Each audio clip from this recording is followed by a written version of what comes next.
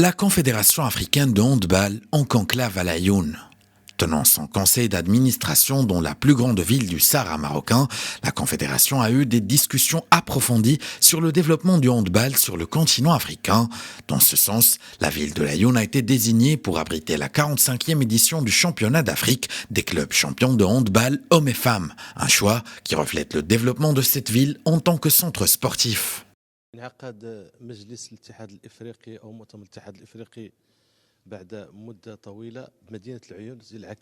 La tenue de ce conseil d'administration à l'Aïoun illustre plusieurs aspects cruciaux pour ce sport à l'échelle nationale. D'abord, l'Aïoun abritera la 45e édition du championnat d'Afrique des clubs champions de handball, un événement international tenu sous le haut patronage du roi Mohamed VI.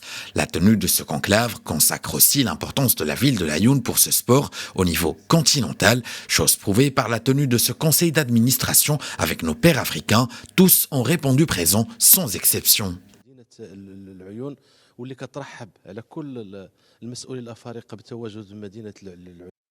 Au cours de la réunion, les participants ont également abordé les rapports des groupes de travail pour l'année 2024, y compris le développement du handball de plage et du handball en fauteuil roulant, en plus des championnats d'Afrique juniors et seniors.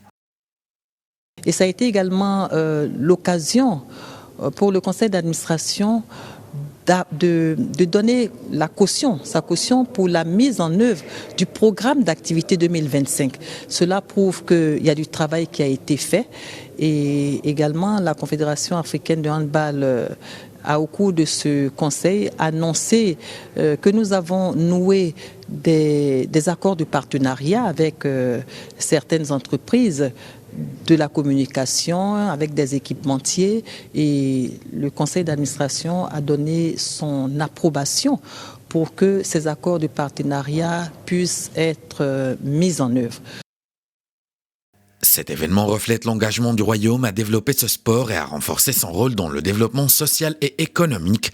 Aussi, la réunion a connu la signature d'accords de partenariat avec des entités de soutien en mettant l'accent sur l'importance de la formation et du développement des compétences techniques pour l'année à venir, ce qui renforcera la capacité de la Confédération à atteindre ses objectifs.